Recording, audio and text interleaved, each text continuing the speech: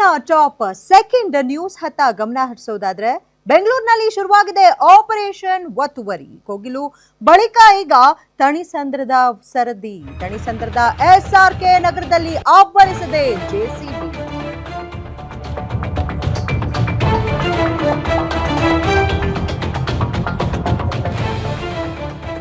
ಕೋಗಿಲು ಬಳಿಕ ಈಗ ತಣಿಸಂದ್ರದಲ್ಲಿ ಸರದಿ ಶುರುವಾಗಿದೆ. ತಣಿಸಂದ್ರದ SRK ನಗರದಲ್ಲಿ ಅಬ್ಬರಿಸಿದೆ JCBಗಳು. 2 ಎಕರೆ ಪ್ರದೇಶದಲ್ಲಿ ಮನೆಗಳನ್ನ ಕಟ್ಕೊಂಡಿರುವಂತಹ ಆರೋಪ.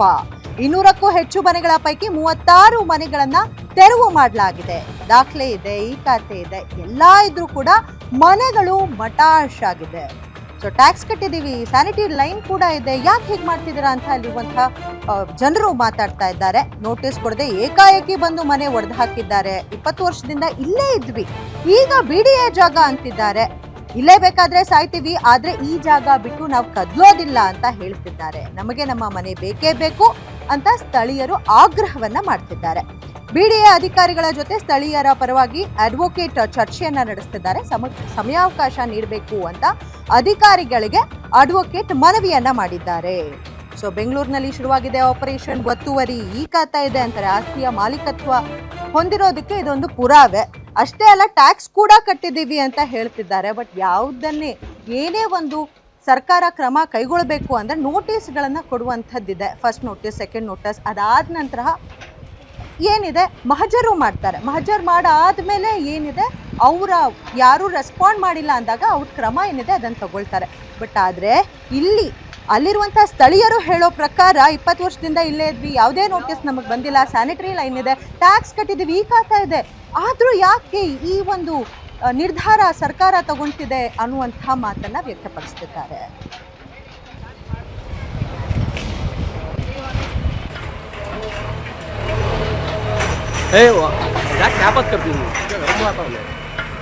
ಲಾಯರ್ಗೆ ಅವನಿಗೆ ಅಳುದು ಸಾಕಾಯ್ತು. ಕಡೆಗೆ ಈ ಥರ ಮಾಡ್ಬಿಟ್ಟ ನನ್ನ ಮಗ. ಅವನ ಮನೆ ಚೆನ್ನಾಗಿರುತ್ತ, ನಮ್ಮ ಹೊಟ್ಟೆ ಹೆಂಗುರಿತ ಹಂಗೆ ಹೋಗ್ತಾನ. ಆಯ್ತಪ್ಪ, 20 ವರ್ಷ 25 ವರ್ಷ ಇದ್ದೋ ಇಲ್ಲಿ. 25 ವರ್ಷ ಏನು ಕೊಟ್ಟಿಲ್ಲ ನನ್ನ ಮಗ. ಅವನ ಮನೆ ಹಾಳ ಹೋಗ. ಅವನ ಮಕ್ಕಳು ನಾವು 15 ವರ್ಷದಿಂದ ಇದ್ದೀವಿ ಸರ್. ಸ್ವಂತ ಮನೆ ನಮ್ದು.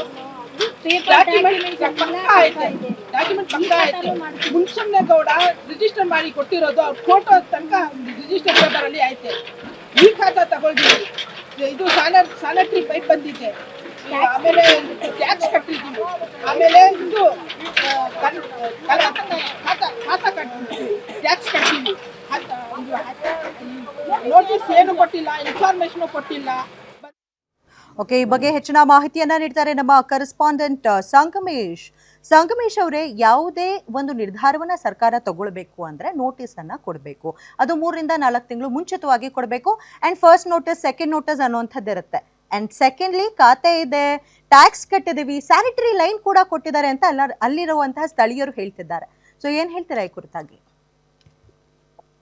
ಏನು ಕೋಗಿಲ್ ಲೇಔಟ್ ನಲ್ಲಿ ಹೇಗೆ ಒಂದು ಅಕ್ರಮ ಮನೆಗಳನ್ನ ಧ್ವಂಸ ಮಾಡಿದ್ರು, ಅದೇ ರೀತಿಯಲ್ಲಿ ತಳತಂತ್ರದಲ್ಲಿರುವ ಒಂದು ಏರಿಯಾದಲ್ಲಿ ಇವತ್ತು BDA ಅಧಿಕಾರಿಗಳು ಏನು ಗಳ ಮುಖಾಂತರ ಬಂದು ಇಲ್ಲಿ ಮನೆಗಳನ್ನ ಧ್ವಂಸ ಮಾಡುವುದಕ್ಕೆ ಮುಂದಾಗಿದೆ. ಯಾಕೆಂದ್ರೆ ಈ ಜಾಗ BDAಗೆ ಸಂಬಂಧಪಟ್ಟಿದ್ದು. ನೀವು ಅಕ್ರಮವಾಗಿ ಏನು ಮನೆಗಳನ್ನ ಕಟ್ಕೊಂಡಿದ್ದೀರಿ, ಏಕಾಏಕಿ ಏನು ಯಾವುದೇ ನೋಟಿಸ್ ಕೊಡದೆ ಕೂಡ ಇವರನ್ನ ಮನೆ ಧ್ವಂಸ ಮಾಡುವುದಕ್ಕೆ ಮುಂದಾಗಿದ್ದಾರೆ. ಇದು ಪ್ರಮುಖವಾಗಿ ಏನು KR ಪುರಂನ ಹುಬ್ಬಳ್ಳಿಯ ಸರ್ವೆ ನಂಬರ್ 28/1 ಮತ್ತು 28/2 ಅಡಿಯಲ್ಲಿ ಈ ಸುಮಾರು 2 ಎಕರೆಯಲ್ಲಿ ಸುಮಾರು 50 ರಿಂದ 60 ಮನೆಗಳಿವೆ ಅಂತ ಅಧಿಕಾರಿಗಳಿಂದ ತಿಳಿದು ಬಂದಿದೆ. ಈ ಏಕಾಏಕಿಯಿಂದ ಬಂದ ಏನು ಅಧಿಕಾರಿಗಳು ಬಂದು ಇಲ್ಲಿ ಧ್ವಂಸ ಮಾಡಿದ್ದಾರೆ. ಇದರಿಂದ ಇಲ್ಲಿನ ಸ್ಥಳೀಯರು ಆಕ್ರೋಶವನ್ನು ವ್ಯಕ್ತಪಡಿಸ್ತಾರೆ ಅಂತ ಹೇಳ್ಬೋದು. ಯಾಕೆಂದ್ರೆ ಏಕಾಏಕಿ ಬಂದು ನಮ್ಮ ಮನೆಯನ್ನ ಧ್ವಂಸ ಮಾಡಿದ್ದೀರಿ, ನಾವು ನಮ್ಮ ಜೀವನ ಬೀದಿ ಪಾಲಾಗಿದೆ, ನಾವು ಯಾವ ಕಡೆ ಹೋಗ್ಬೇಕು ಅಂತ ಇಲ್ಲಿನ ಸ್ಥಳೀಯರು ಆಕ್ರೋಶ ವ್ಯಕ್ತಪಡಿಸಿದ್ದಾರೆ. ಜೊತೆಗೆ ಈ ಏನು ಮನೆಗಳನ್ನ ಧ್ವಂಸ ಮಾಡ್ತೀವಿ ಅಂತ ವಿಚಾರ ತಿಳಿದಂತೆ ಒಬ್ರು ಕೂಡ ಏನು ಹಾಸ್ಪಿಟಲೈಸ್ ಆಗಿದ್ದಾರೆ. ಅವರಿಗೆ ಹೃದಯಾಘಾತ ಕೂಡ ಆಗಿದೆ ಅಂತ.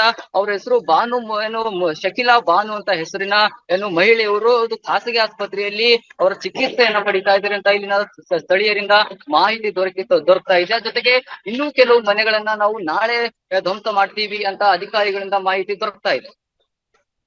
ಧನ್ಯವಾದಗಳು ಹೆಚ್ಚಿನ ಮಾಹಿತಿ ನೀಡಿದ್ದಕ್ಕೆ.